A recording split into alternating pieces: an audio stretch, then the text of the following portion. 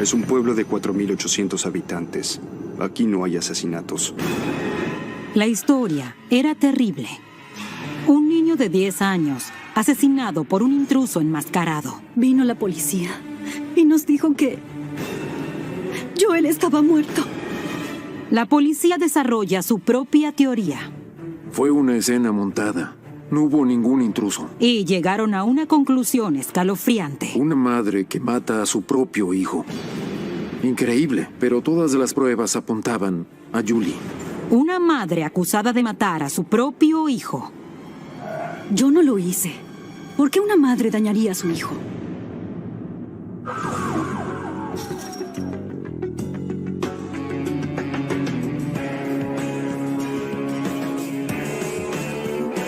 Caso criminal.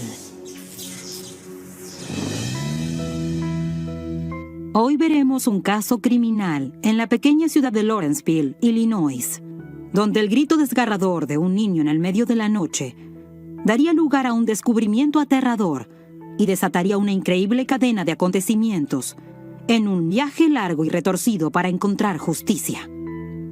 13 de octubre de 1997. Una madre soltera de 28 años, Julie Ray, se despierta sobresaltada de un sueño profundo. Oí un grito fuerte y parecía que venía de afuera. Julie inmediatamente piensa en su hijo de 10 años, Joel, cuya habitación estaba al final del pasillo. Me di cuenta de que quizás no venía de afuera. Me levanté de la cama, corrí hasta su cuarto y miré hacia la cama. No estaba. Grité, «Joel». En lugar de recibir una respuesta de su hijo, Julie dice que una figura oscura saltó de repente de la oscuridad, la tiró al suelo y huyó. Ella fue tras la sombra. Corrí tras él enseguida y tuvimos una especie de lucha. Yo intentaba retenerlo y él quería escapar. Todo pasó muy rápido. Un pensamiento aterrador pasó por la mente de Julie, quien creyó que Joel había sido secuestrado y que el intruso era el responsable. Ella dice que tomó al intruso de la pierna, desesperada por detenerlo. Era delgado pero fuerte, y arrastró a Julie por el pasillo hasta que logró liberarse y corrió hacia la puerta de atrás. Julie se levantó y corrió tras él. Llegamos a la puerta trasera y no podía abrirla. Estaba atrapada. Las puertas traseras, las puertas con tela metálica, se suelen atascar. La rompió con el codo y recuerdo que pensé, vaya, qué peligro, porque era de vidrio. Es increíble la cantidad de cosas que pueden pasar por tu cabeza. Aparentemente atrapado en la casa, el intruso rompió el vidrio de la puerta y salió al pasillo trasero. Una vez más, Julie corrió tras él. Lo siguiente que recuerdo es que estábamos en el patio trasero forcejeando. A esta altura pensaba, no puede ser. Joel no está. Él no estaba en su cama. Y ese era el único lugar en donde podía estar. Supuse que lo habían secuestrado, así que me aferré a esta persona lo más fuerte que pude. Julie había sido una estrella del atletismo en la escuela y todavía estaba en muy buena forma, pero su agresor se estaba llevando lo mejor de ella. Ella dice que le golpeó la cabeza contra el suelo. Pensé, esta persona me va a matar. Y luego se detuvo. El agresor de Julie llevaba una máscara que le cubría el rostro, pero al escapar hacia el bosque, se la quitó. Yo pude verle la cara apenas bajó la luz. Y pensé, ok, no puedo atraparlo. Y obviamente no soy lo suficientemente fuerte como para detenerlo, así que debo buscar ayuda. Julie corrió a la casa de su vecino más cercano y golpeó la puerta, gritando que habían secuestrado a Joel. El vecino llamó a emergencias y en pocos minutos llegó el ayudante del sheriff de Lawrence. Ella le dice a la policía que cree que Joel ha sido secuestrado, que debe haber habido 2 personas y que ella estaba siguiendo al segundo.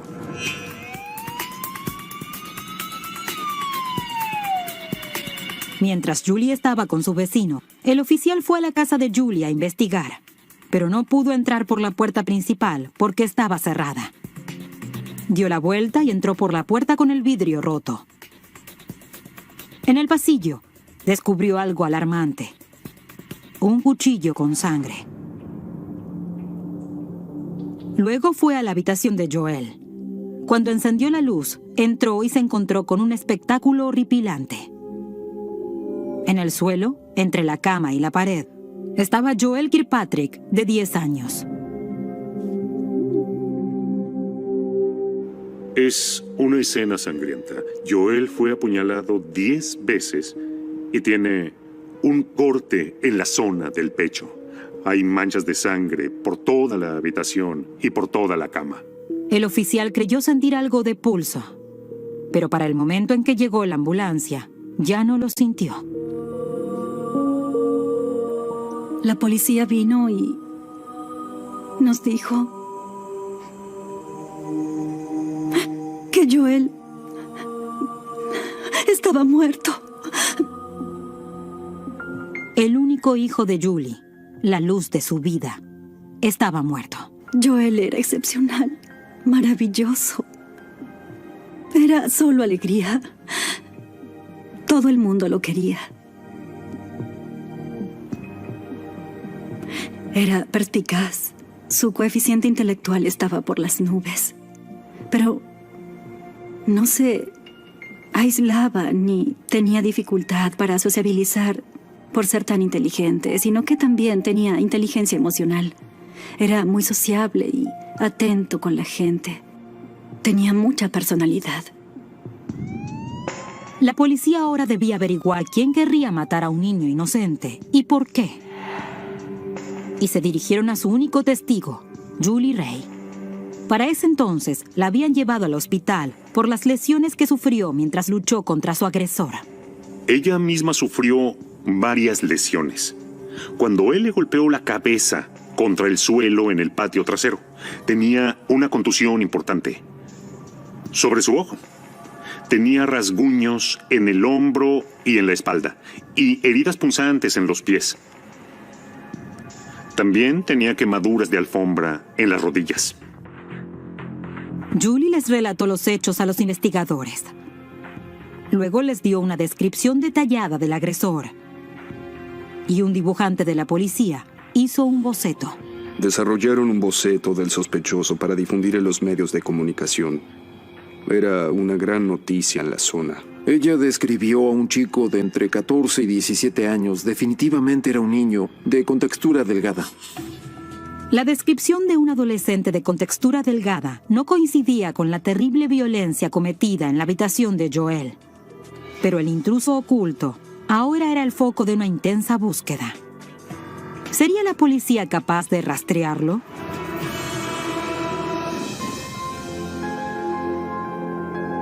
Mientras tanto, las noticias sobre lo sucedido se difundieron rápidamente. Lawrenceville, Illinois, nunca había sido el escenario de un crimen tan horrible. Era lo único de lo que se hablaba. Este debía ser el primer asesinato en la memoria de muchos de los que vivían ahí, en especial uno como este. En general, los asesinatos se resuelven fácilmente. El marido se enoja con la mujer. Son fáciles de descifrar. Lawrenceville no tenía problemas con bandas violentas. Es un pueblo de 4.800 habitantes. Aquí no hay asesinatos. En el pueblo empezaron a circular rumores sobre quién podría ser el asesino.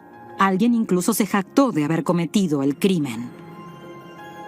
Hubo un adolescente que se jactaba y afirmaba que estaba en una fiesta con un grupo de chicos y que en medio de la noche fueron y lo hicieron. Los investigadores cuestionan al adolescente y sus amigos. Resultó que nunca estuvo cerca de la casa de Julie. La policía desestimó la versión. Entrevistaron a tantas personas como pudieron y resultó que él lo había inventado. Una de las muchas llamadas que la policía recibió fue la de Alan Berkshire. quien les dijo a los investigadores que el día anterior al asesinato de Joel, él había tenido una discusión en una cafetería con alguien que no era del pueblo. Este vagabundo entró y dijo, te aseguro que me tienes que tener miedo. Y Alan Berkshire dijo que se levantó y le dijo, no te tengo miedo. Y esta persona le dijo con un tono espantoso, tal vez deberías. Tal vez todos deberían tenerme miedo. El comportamiento del desconocido parecía siniestro y sospechoso. Pero cuando Berkshire describió al hombre como alguien de unos 30 años, el perfil no parecía coincidir con el del sospechoso que la policía estaba buscando. La testigo del intruso era Julie Ray, quien lo describió como un muchacho joven. Eso no se ajusta a la descripción que Alan Berkshire había dado. Al no coincidir con la descripción de Julie, y por no poder rastrear al desconocido de la cafetería en Illinois, la policía siguió una pista que vino de la misma Julie Ray. Ella dijo, deberían investigar a Len, que era su exmarido, el padre de Joel. Vive a unos 70 u 80 kilómetros en un pueblo llamado Charleston, Illinois. Después de que su matrimonio terminara, Julie y su exmarido Len tuvieron una larga y amarga lucha por la custodia de Joel. Creo que cualquier batalla por una custodia es muy dura. Y creo que si se tienen dos padres buenos y sabios, dirán, bueno, tú tienes la custodia. Transitaremos esto con amor y de la mejor forma posible. Y si esa hubiera sido la situación, creo que las cosas habrían ido muy bien. Pero las cosas no estaban bien. Y por momentos, Julie dice que la pelea con su exmarido se volvió muy dura. Cuando un hombre te dice, no se trata de lo que es mejor para Joel, se trata de lo que yo quiero y de lo que es mejor para mí, debes pelear por tu hijo de todas las formas legales. La policía descubrió que, pocos meses antes del asesinato, a Len se le concedió la custodia residencial, lo que significa que Joel viviría con él la mayor parte del tiempo. Len se había vuelto a casar, y el juez consideró que Julie, que estaba sola y estudiaba a tiempo completo para obtener su doctorado, estaba demasiado ocupada para tener la custodia primaria. Sin dudas me decepcionó y me dolió desesperadamente por Joel. Pero estaba segura de que en 1 año o 2 tendría la custodia completa. Estaba haciendo mi doctorado, pronto estaría en un entorno universitario en el que podría tomarme vacaciones de verano para estar con él y tendría muy buenas experiencias académicas y educativas. Y él contaría con mucha gente que lo iba a apoyar. En unos pocos años, yo podría tomarme 1 año sabático y podríamos hacer algo lindo juntos por un periodo de tiempo largo. Mientras tanto, Joel pasaba la mayoría de los fines de semana con Julie y estaba con ella aquel fatídico lunes, dado que se había quedado un día más porque era feriado. Ahora ella les decía a los detectives que investigaran el paradero de Len al momento del asesinato de Joel. Después de hacer el seguimiento, la coartada de Len era irrefutable. Pudieron confirmar que estaba a más de 1 hora de distancia de la escena del crimen en el momento del asesinato. Las pistas no conducían a ningún lado. Lo único que tenían los investigadores era la historia que Julie les había contado. Volvieron y miraron cada detalle. Julie había dicho que el hombre que la había atacado era un intruso, pero cuando los investigadores registraron su casa, encontraron el vidrio roto de la puerta trasera, pero no había evidencias de una entrada forzada. ¿Cómo había entrado a la casa? La policía también empezó a preguntarse sobre el arma del crimen, que era uno de los cuchillos de cocina de Julie. ¿Por qué una persona entraría a una casa en medio de la noche sin un arma para matar a un joven niño de 10 años y dejar a la otra persona, el adulto, vivo? Casi no tenía sentido. Luego los investigadores cuestionaron el relato de Julie sobre su lucha violenta contra el agresor. ¿Dónde estaba la evidencia? Nada se había caído de la pared. Los retratos seguían en su lugar. Nadie se había golpeado contra nada, algo que es esperable cuando 2 personas luchan. Incluso las lesiones que Julie afirmó que había sufrido durante su lucha con el intruso empezaron a parecer sospechosas para los investigadores. Tenía varias heridas, la mayoría superficiales y no todas, por lo que la policía creyó que podrían haber sido autoinfligidas para reafirmar el relato de su lucha con el intruso. La historia de Julie parecía empezar a desmoronarse, y los detectives empezaron a considerar una posibilidad espantosa. Que una madre mate a su propio hijo es algo increíble para la mayoría de la gente, pero todas las pruebas apuntaban a Julie Ray. La policía decidió interrogar a Julie Ray otra vez, pero en esta ocasión no la miraban como a una víctima. Trataban de hacerme decir lo que ellos querían que dijera. Me ignoraban. No me escuchaban ni escuchaban la información que estaba tratando de darles sobre el hombre con el que había luchado. No paraban de decirme cosas como ¿qué pasó entre usted y Joel? Y me pedían detalles acerca de nuestra interacción. Y me parecía raro porque yo amo a Joel, soy su mamá, lo llevé a la cama y él estaba bien. Luego desperté y vi esa escena horrible, en eso deberían enfocarse. Julie negó las acusaciones y siguió insistiendo en que un intruso había entrado en su casa. La policía le pidió que hiciera una prueba poligráfica. La pasó y le pidieron que hiciera otra. La pasó de nuevo. Sin embargo, los investigadores todavía sospechaban de ella. Yo no lo hice. ¿Por qué una madre le haría daño a su hijo? La policía se hace exactamente la misma pregunta de asesinato. Me había pasado lo peor que a uno le puede pasar. Mi hijo estaba muerto. Y ahora parecía que otra vez algo terrible estaba por pasar. El juicio empezó en la primavera de 2002. Los fiscales argumentaron que la historia de Julie sobre el intruso era una mentira. Dijeron que era imposible que alguien pudiera haber entrado en la casa, que estaba cerrada con llave, sin dejar ninguna evidencia. También le pidieron al jurado que reflexionara sobre el hecho de que la escena del crimen estaba cubierta de sangre. Sin embargo, el intruso descrito por Julie no había dejado ningún rastro. Si hubiera habido un intruso, como ella decía, y el intruso hubiera estado parado ahí donde estaba el cuerpo de Joel, si hubiera estado parado sobre la sangre, habría rastros de sangre no solo en la cama, sino que al atacarla, habría manchas por todo el pasillo. No había ninguna, lo que significa que no hubo ningún intruso. Los fiscales sostenían que Julie había matado a su hijo y luego montado la escena para que pareciera que un intruso había cometido el crimen. También dijeron que sus lesiones no eran graves y que podrían haber sido autoinfligidas fácilmente. Esta fue una escena montada, no había entrada forzada. La única persona que habría podido cometer este crimen era Julie. La fiscalía creía que Julie había roto el vidrio de la puerta trasera como parte de su intento de montar la escena. Afirmaban que podían probar que la historia de Julie sobre su pelea con un intruso era pura ficción. Un oficial de policía testificó que no había señales de lucha en el vidrio mojado del jardín trasero, donde Julie dijo que había tenido una lucha feroz contra su agresor. Mientras Julie estaba sentada en el tribunal, escuchando a la fiscalía desarrollar sus argumentos, no podía creer lo que oía. Era irreal. No podía creer que pudieran decir esas cosas, que eran completamente falsas y que el abogado que me estaba representando no fuera capaz de detenerlos. Y las cosas solo empeoraron para Julie. La fiscalía llamó a su exmarido Len al estrado, que le dijo al jurado que creía que Julie estaba tan enojada por el tema de la custodia que había colapsado. Julie estaba tan molesta por haber perdido la custodia de Joel que preferiría tener a Joel en el cielo que con su ex marido.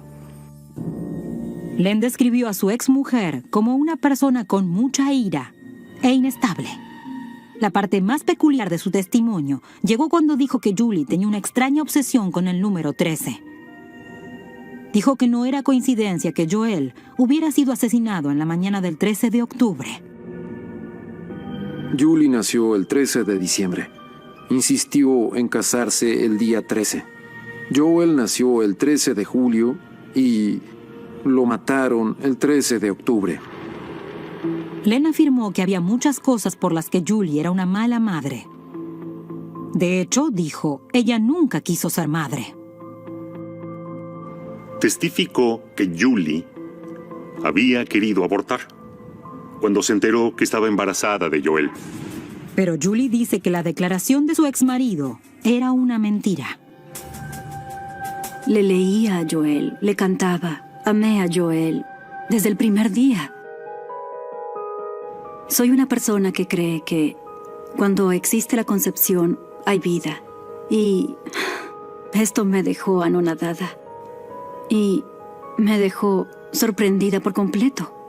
Yo sabía que él diría que yo era culpable de algo que no hice, pero decir que yo era culpable de 1,000,000 de cosas que nunca había hecho, no estaba preparada para eso. En la región conservadora del sureste de Illinois, donde se desarrolló el juicio, el aborto es un tema controvertido. Y Julie cree que el testimonio de Len fue diseñado para provocar a los miembros del jurado. Estas personas estaban definitivamente en contra del aborto.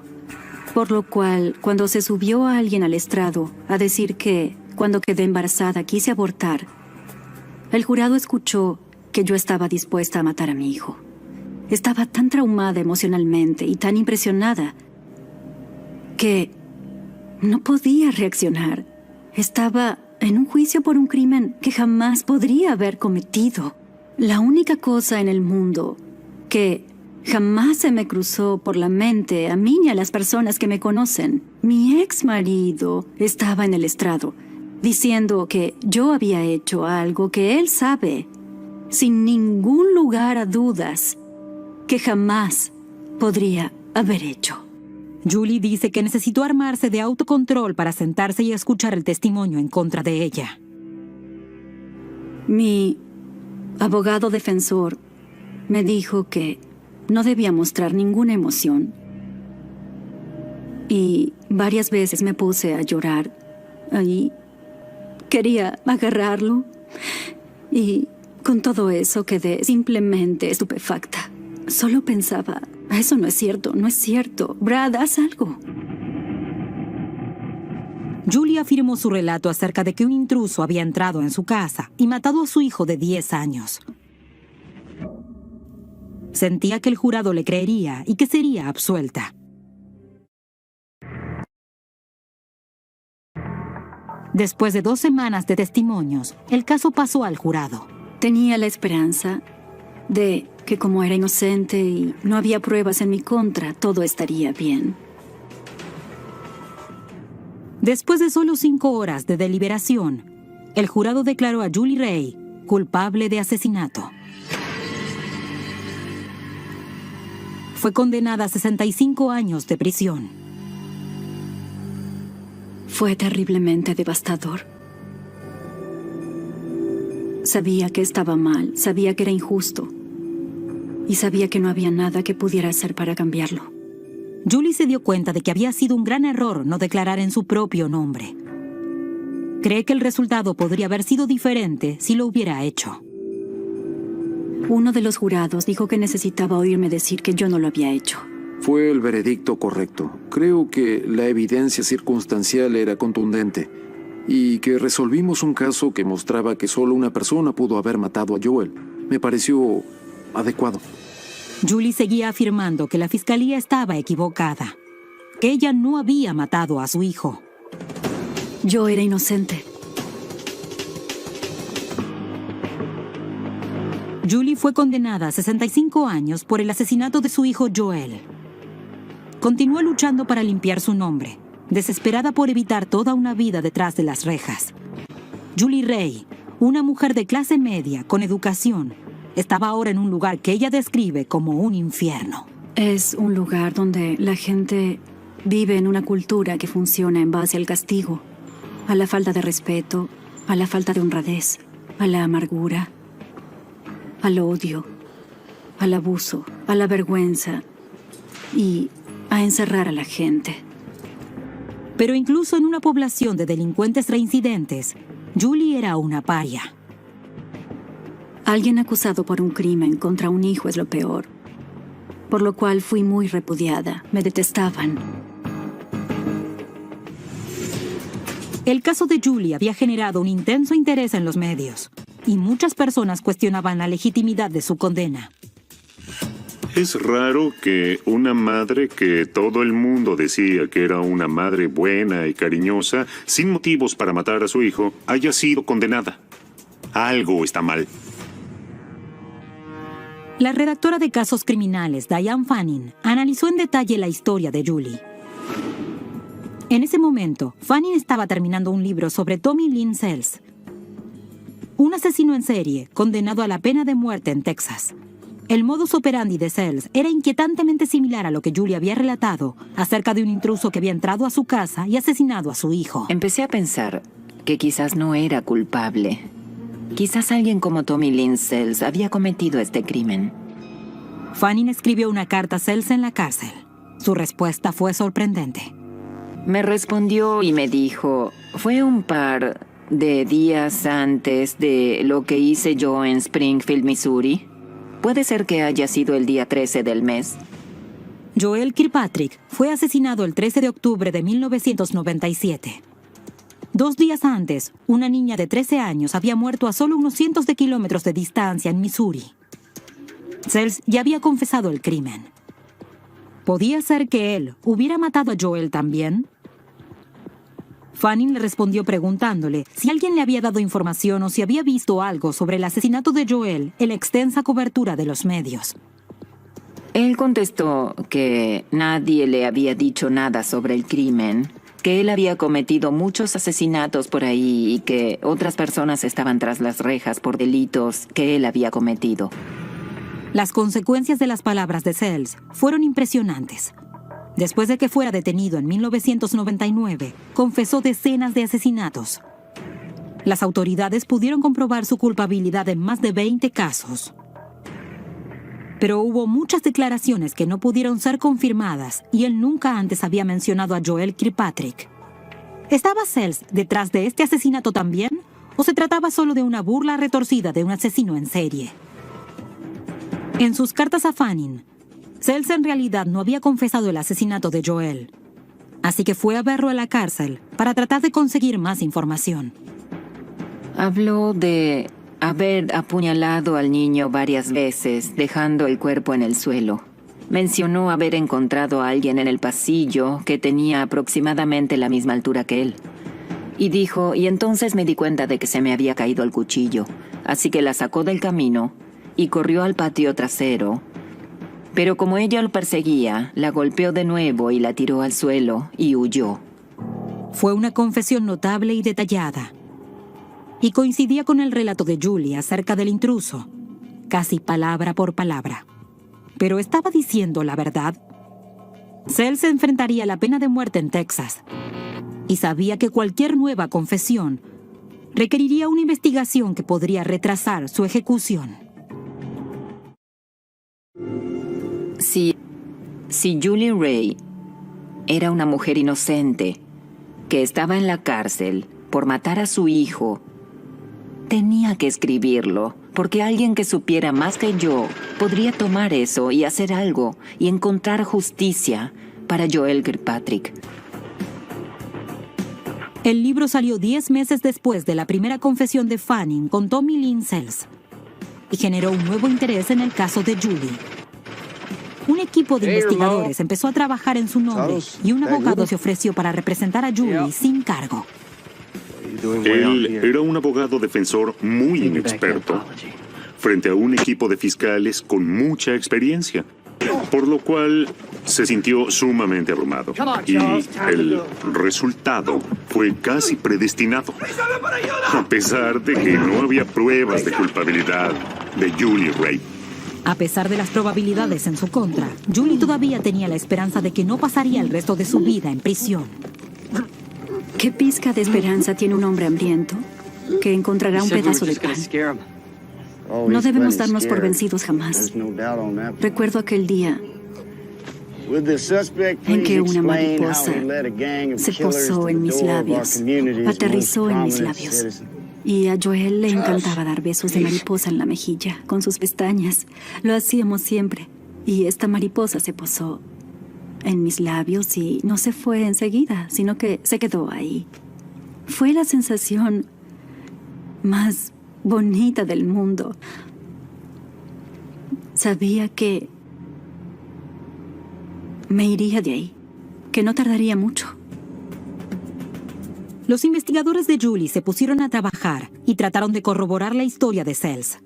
Recurrieron a Alan Berkshire, el hombre que había dicho haber visto a una persona sospechosa en una cafetería unos pocos días antes del asesinato de Joel. Ese extraño era Tommy Lynn Sells. He has the same type of hair, the same facial features, even the build and stuff is the same.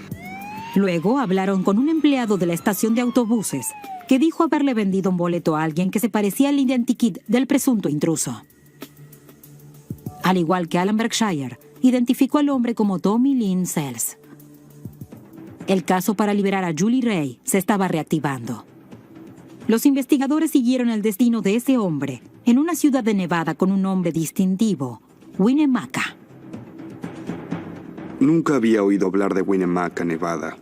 Tomé el libro de Diane Fanning y, por supuesto, Tommy Lee Sells había vivido en Winnemucca, Nevada. Los oficiales de Texas ubican a Sells en Winnemucca, Nevada, el 13 de diciembre de 1997 en el Hotel Overland, después del asesinato de Joel, por lo que sí usó ese boleto. Viajó a Winnemucca, Nevada. Los investigadores también rastrean una licencia de conducir de Tommy Lynn Sells, de aproximadamente el momento de la muerte de Joel. Su apariencia juvenil parecía explicar por qué Julie pensaba que había sido un adolescente que la había atacado en la oscuridad. Si comparas esa foto con el relato basado en la descripción de Julie, es exacto en términos de altura y peso. Y eso era algo muy significativo. Pero hubo otro acontecimiento sorprendente. Incluso antes de que el equipo defensor de Julie presentara las nuevas pruebas ante un tribunal, un juez desestimó su condena por razones técnicas que no tenían nada que ver con Tommy Lynn Sells. La corte dijo que el fiscal especial, Ed Parkinson, había sido indebidamente designado para el caso. Eso implicaba que la condena de Julie debía ser desechada. Cuando Julie escuchó la noticia, quedó impactada. Estaba en el teléfono y fue algo irreal. Demasiado bueno para ser cierto. Julie acababa de oír que iba a ser liberada. Pero los fiscales todavía creían que era culpable. Pocos minutos antes de que se le permitiera salir de la cárcel, Julie fue enviada de vuelta a su celda. Estábamos en el último momento. Era hora de irse. En unos 5 minutos. Me iban a llamar y me iría a casa. El fiscal quería ver a Julie de nuevo frente a un jurado, en el juicio por el asesinato de su hijo. Y era ahí precisamente hacia donde se dirigía. Habían decidido probar su caso otra vez. Supongo que debía haberlo visto venir, pero no fue así.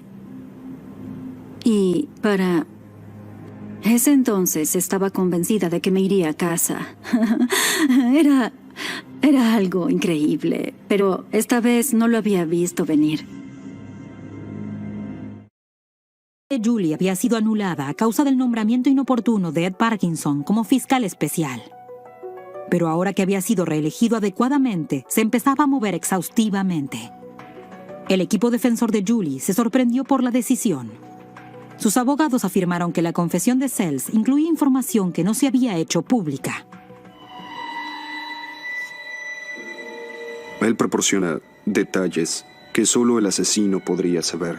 Relata estar en el dormitorio cuando una mujer lo encuentra, le da un puñetazo y luego lo persigue. Luego describe dónde ella lo agarra en una parte de la sala de estar y dice: ella me agarró de la pierna y la arrastré. Pero el fiscal no se inmutó. Después de todo, Julie había dicho que el intruso era un niño. Sells tenía 33 años en ese momento.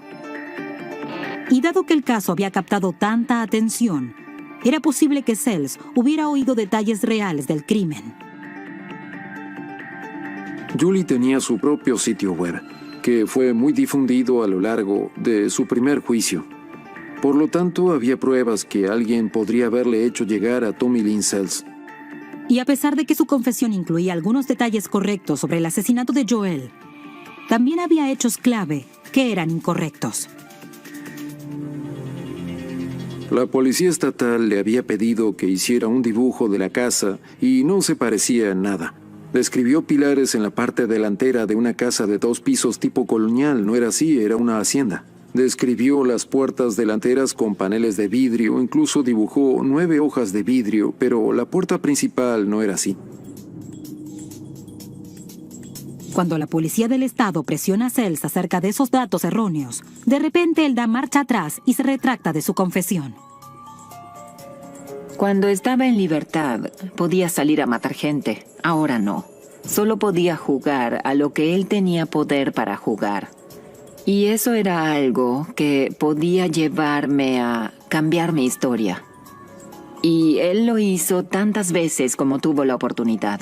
Me dijo en una carta que la razón por la que se había retractado de su confesión era porque estaba enojado con la gente que había venido de Illinois a entrevistarlo, porque actuaban como si no le creyeran. La retractación de Sells reforzó la posición de la fiscalía. Pero Julie seguía siendo optimista sobre sus posibilidades. Creía con certeza que Tommy Lynn Sells era quien había matado a Joel. Lo creo rotundamente. Sé que él cometió el crimen. A medida que se acercaba el segundo juicio, la defensa pedía que el juez aceptara la confesión original de Sells como prueba. Y así fue. Fue un duro golpe para la fiscalía. El juez también dictaminó que algunos de los testimonios utilizados en contra de Julie en el primer juicio no serían admitidos. El jurado no oiría hablar de la supuesta obsesión de Julie con el número 13, la fecha del asesinato, ni la afirmación de que ella había querido abortar su embarazo de Joel. Las únicas pruebas que estaban permitidas en el segundo juicio eran aquellas que fueran relevantes para determinar si Julie había cometido o no el crimen. Toda la evidencia inflamatoria que no tuviera ninguna influencia sobre si ella había cometido o no el crimen fue excluida. En julio de 2006, cuando Joel habría cumplido 19 años, un nuevo juicio empezó para su madre. Los hechos no cambiaron. Alguien mató a un niño pequeño con un cuchillo de la casa y solo una persona que viviera ahí sabría de dónde habría venido ese cuchillo. Eso no suena como algo que haría un intruso. Una vez más, según la fiscalía, no había pruebas forenses para apoyar la declaración de Julie sobre la existencia de un intruso. Pero el equipo de defensa de Julie trató de dar vuelta a ese argumento, diciéndole al jurado que no había evidencia porque la policía no había hecho su trabajo. No tomaron huellas dactilares de la escena, ni tampoco recogieron fibras, ni tampoco muestras de cabello, ni siquiera tomaron muestras de ADN crítico. Lo que sí hicieron fue saltar de inmediato a la conclusión de que Julie lo había hecho. Y luego trabajaron hacia atrás, violando la regla cardinal de la investigación. La defensa argumentó que si Julie había matado a Joel, toda su ropa habría estado cubierta de sangre, pero no había sido así. Quien sea que haya matado a Joel lo apuñaló varias veces y no hay salpicaduras de sangre en la habitación. Nada. Ninguna. No hay nada en la camiseta de Julie. Eso es lo que dicen los peritos. A diferencia del primer juicio, Julie Ray subió al estrado en su propia defensa. No pude sentarme y hablar con ellos uno a uno. No tuve la oportunidad de decir, hola, un gusto conocerlos, esta soy yo. Háblenme de ustedes. Les contaré quién era Joel y luego, bueno, esto fue lo que pasó esa horrenda noche. Eso es lo que uno realmente quiere hacer. Pero al menos tuve la oportunidad de contestar el argumento que Parkinson estaba formulando en mi contra. Y al menos tuve la oportunidad de decir, esos fueron los hechos. Me sentí bien. Pasara lo que pasara, al menos había tenido la oportunidad de expresarme. La defensa cerró leyendo la confesión de Tommy Lynn Sells. Después de 2 semanas de testimonios, el caso pasó a los miembros del jurado. Deliberaron durante 12 horas antes de regresar con un veredicto. Julie Ray fue declarada no culpable. Para Julie, oír eso fue la culminación de su búsqueda de la libertad. ¡Wow! Funcionó. Escucharon la verdad. Respondieron apropiadamente. Se acabó. El fiscal Ed Parkinson no cree que se haya hecho justicia. No fue declarada inocente, sino libre de culpa. El segundo jurado creo que se equivocó. Julie se niega a retomar el caso. Ya no quiere enfocarse en limpiar su nombre. El jurado se encargó de eso. Pero sí quiere hacer algo por su hijo. Esto no terminará hasta que se haga justicia. Esto es solo un paso. Joel no ha tenido un día de justicia. Por eso, ahora hay que investigar quién ha hecho esto. Hasta ahora no lo han hecho. Ni un día. Deben abrir una investigación en la que realmente investiguen y estén abiertos a Tommy Lynn Sells y lo miren realmente como sospechoso. Tengo fe en que será ejecutado por otros delitos. Sea uno por Joel, no irá a ninguna parte y no cometerá ningún delito más. Pero Joel merece justicia para Joel.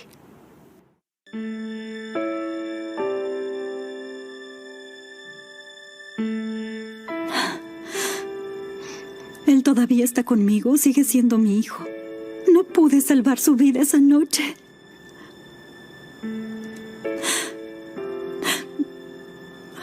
Pero lo amo con todo mi ser.